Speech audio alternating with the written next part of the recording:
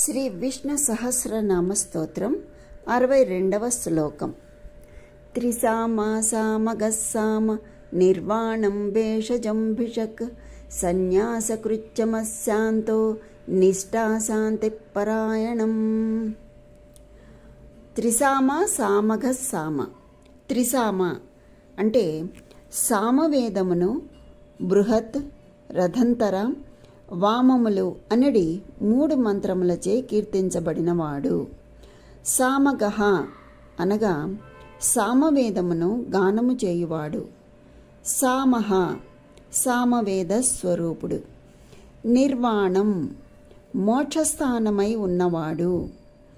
భేషజం అంటే సంసారము అనడి రోగమునకు మందై ఉన్నవాడు, అనగా సర్వ దుఃఖములకు ఔషధమై ఉన్నవాడు.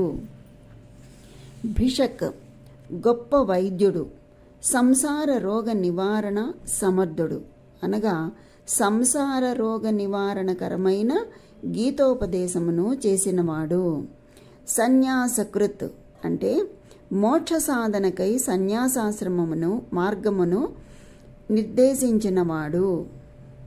అంటే మోక్ష సాధనకు సన్యాసాశ్రమము అను మార్గాన్ని నిర్దేశించినవాడు అని. శమః శాంతస్వరూపుడు, సహనమూర్తి.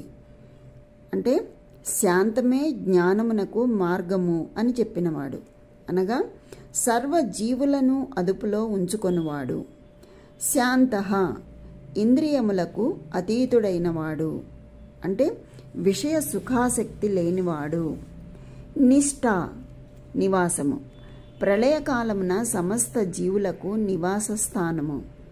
శాంతి అనగా శాంతిని ప్రసాదించువాడు, అవిద్యను నిర్మూలించువాడు.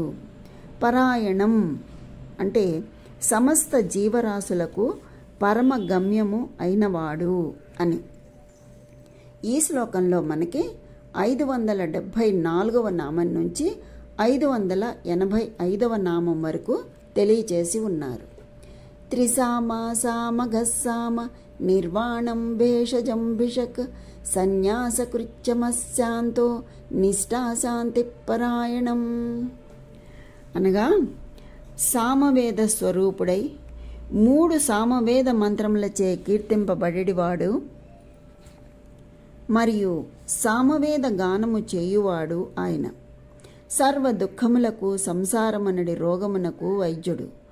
మందు తానై సమస్త జీవులకు శాంతిని ప్రసాదించువాడు ఆయన.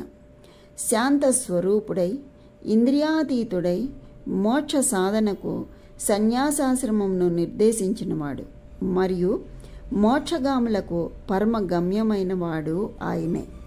అట్టి ఆ శ్రీహరికే శతసహస్ర వందనాలు అని. స్వస్తి.